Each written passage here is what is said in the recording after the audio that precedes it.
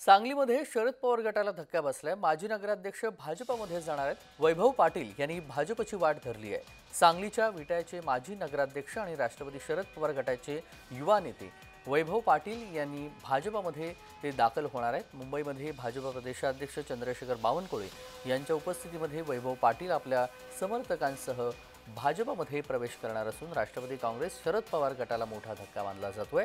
वैभव पाटील माजी आमदार सदाशिव पाटील यांचे सुपुत्र असून नुकत्याच पार पडलेल्या विधानसभा निवडणुकीत त्यांनी राष्ट्रवादी शरद पवार गटाकडून निवडणूक देखील लढवली होती।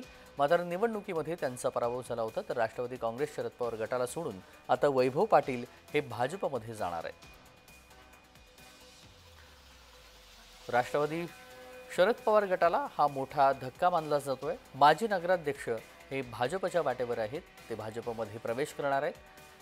भाजपचे प्रदेशाध्यक्ष चंद्रशेखर बावनकुळे यांच्या उपस्थितीमध्ये ते भाजपमध्ये प्रवेश करणार आहेत। माजी नगराध्यक्ष आहेत आणि ते आता भाजपमध्ये जाणार आहेत, त्यामुळे राष्ट्रवादी शरद पवार गटाला हा मोठा धक्का मानला जातोय।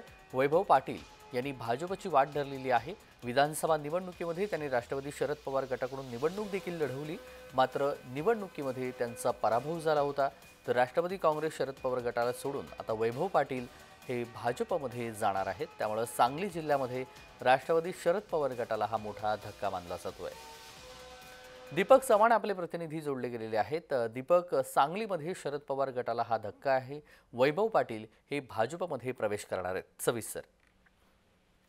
नक्कीच वैभव पाटील सध्या राष्ट्रवादी काँग्रेसचे शरद पवार गटाचे ग्रामीण जिल्हाध्यक्ष म्हणून काम करत आहेत आणि गेल्या अनेक महिन्यापासून ते शरद पवार गटाचे संलग्नित आहेत। मात्र या गटामध्ये काम करत असताना, या पक्षामध्ये काम करत असताना योग्य सन्मान मिळत नसल्यानं त्याने आता भाजपची वाट धरलेली आहे आणि आज ते भाजपमध्ये प्रवेश करणार असल्याची माहिती, अधिकृत माहिती आहे।